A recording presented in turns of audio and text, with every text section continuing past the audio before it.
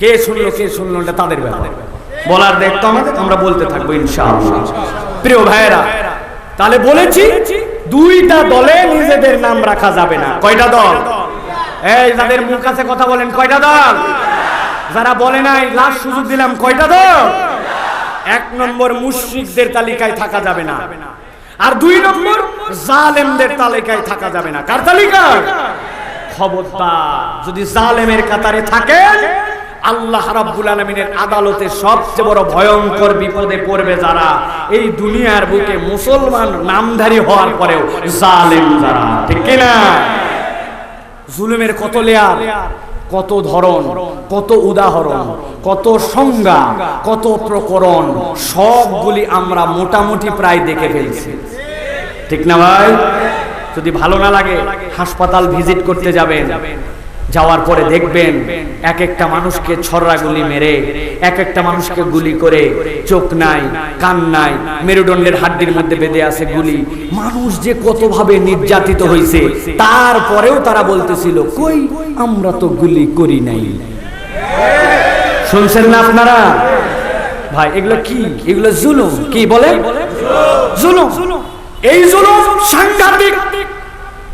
আল্লাহ রাব্বুল আলামিন জালেমদেরকে পছন্দ করেন না। আমি একটা আয়াতে কারিমা বলে মূল আলোচনার মধ্যে ঢুকবো, ঢোকার পরে 40 মিনিটে ফিনিশিং করে দিব ইনশাআল্লাহ। আল্লাহ রাব্বুল আলামিন বলছেন, খেয়াল করেন, ওয়ালা তাহসাবান্নাল্লাহা গাফিলান আম্মা ইয়ামালুজ জালিমুন। আল্লাহ বলছেন, ও আমার হাবিব, ভালো করে আপনার উম্মতকে জানায় রাখেন, আল্লাহ রাব্বুল আলামিনের জন্য নুনের উপরে তাগিদ লাগে না, আল্লাহর জন্য সকিলা লাগে না। কিন্তু আল্লাহ বলছেন, ওয়ালা তাহসাবান্নাল্লাহা গাফিলান আম্মা ইয়ামালুজ জালিমুন। আপনার আল্লাহ জালেমদের ব্যাপারে কখনোই গাফেল নন। দুনিয়াতে আমরা দেখতে পাই অনেক সময়, হুজুর আপনি বলতেছেন রব্বুল আলামিন গাফেল নন, কিন্তু আমি জুলুমের পরে জুলুম দেখে গেলাম, অত্যাচারের পরে অত্যাচার দেখে গেলাম, মানুষকে নির্যাতন করলো, কই আমি তো প্রতিকার দেখলাম না, এক জীবনে আমি খুঁজেও পেলাম না। ও ভাই, আমি আপনাকে বলতে চাই, আপনার দৃষ্টিভঙ্গির প্রশস্ততা কেবলমাত্র একটা প্রাচীর পর্যন্ত অনেক সময় যে থেমে যায়। আপনার ঘরের মধ্যে যে একটা প্রাচীর দেওয়া, এই পারে আপনি আপনার চোখের এত পাওয়ার, কিন্তু এই প্রাচীরের ওই পারে আপনি দেখতে পান না, ঠিক না?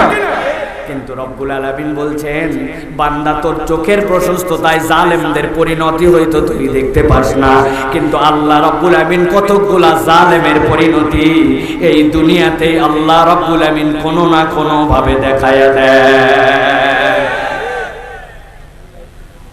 এক অফিসে একজন বস ছিল, বদরাগী মানুষ, কথায় কথায় কর্মচারীদের সাথে দুর্ব্যবহার করত, খারাপ ব্যবহার করত। আমি কোম্পানির মালিক, যা ইচ্ছা তাই বলতে পারি। একদিন ওনার ম্যানেজার একটু দেরি করে অফিসে আসছে, যৌক্তিক কারণ ছিল রাস্তায় জ্যাম, কিন্তু এই বস শার্ট প্যান্ট শুটেড বুটেড ভদ্রলোকের এমন দাপট, সে কিচ্ছু দেখে নাই। ওই অল্প একটু লেট করে আসার কারণে ম্যানেজারের বাপ দাদা 14 গোষ্ঠী তুলে গালাইছে। ম্যানেজারের ভিতরটা জ্বলে পুড়ে শেষ হয়ে যায়, চোখ দিয়ে পানি পড়ার উপক্রম, কিন্তু মুখ দিয়ে কিছু বলতে পারে না। কেননা সে এমন ডিক্টেটর, এমন ধরনের কথা বলবে, যদি কথা বলি একটা চাকরির থেকে হয়তো বিদায় করে দিবে, পেটের সম্পর্ক আছে, কিন্তু ভিতরে তার দুমড়ায় মুশরায় ফুসকায় গেছে। এই ম্যানেজারের এখন রাগ, এই রাগ কোথায় দেখাবে, কোন জায়গায় যায় ফলাবে? আল্লাহর কি কাজ, তার অধীনস্থ যে কর্মচারী, ওই কর্মচারী কোন একটা কাজে ভুল করছে, আর যাবে কোথায়? এর আগে মালিক তার সাথে যে দুর্ব্যবহার করছে, বাপ দাদা 14 গোষ্ঠী তোলে, ওই ম্যানেজারের অধীনস্থ যে ছিল তারে দিছে উচ্চামতো গাল। কর্মচারী চিন্তা করছে অনেক দিনে ভুল ভ্রান্তি করি, কিন্তু আজকে ম্যানেজার এত দুর্ব্যবহার করলো অল্প একটু ভুলের কারণে, ব্যাপার কি? কিন্তু বেচারির কিচ্ছু বলার নাই, বললে ম্যানেজার তাকে চাকরির থেকে বিদায় করে দিতে পারে। ভিতরে জ্বলে পুড়ে গেছে, কিন্তু বলতে পারে নাই। কোথায় বলবে এই কথা? কার কাছেই রাগটা তার উদ্ঘাটন করে দিবে? অফিস শেষ করে যখন যাচ্ছে, যাওয়ার সময় দেখে অফিসের দারোয়ানটা দাঁড়ায় থাকার কথা বসে আছে। আর যাবে কোথায়? ম্যানেজার যে পরিমাণ গালাগালি করেছিল ওই পরিমাণ গালাগালি দিয়ে ওই দারোয়ানের গোষ্ঠী উদ্ধার। দারোয়ান চিন্তা করছে অনেক দিনই তো ভুলভ্রান্তি হয়, কিন্তু এই ঠান্ডা চরিত্রের মানুষটা এত গালি দিল, এত দুর্ব্যবহার করলো, কারণ খুঁজে পায় না, কিন্তু ভিতরে জ্বলে পুড়ে ছাই। কোথায় বলবে এই কথা? এই রাগ কোথায় ছড়ায় দিবে? বাড়িতে গেছে ওই দারোয়ান, যাওয়ার পরে খেতে বসছে, বসার পরে বউ তরকারি বেড়ে দিয়েছে, ওই তরকারির মধ্যে থেকে মুখে ভাত নেবে, ওই ভাতের সাথে গেছে একটা আস্ত কাঁচামরিচ। তরকারির টেস্ট বাড়ানোর জন্য বউ দিছিল, কিন্তু গেছে তার ভুলে গালের নিচে, মাথা টাথা জ্বলা শুরু। ওই যে রাগ ছিল সেই তার উপরস্থ, আর ভিতরে গজ গজ। এখন এই মরিচের রাগ সবগুলা বইয়ের উপরে। তুই খারাপ, তোর বাপ খারাপ, তোর বংশ খারাপ। এক কথা দুই কথা বলতে বলতে এমন গালাগালি করছে, বউ চিন্তা করছে এই রকম দুর্ব্যবহার কোনোদিন করে না, আজকে সামান্য নিজের ভুলে মরিচ খায় আমার এরকম গালি দিল।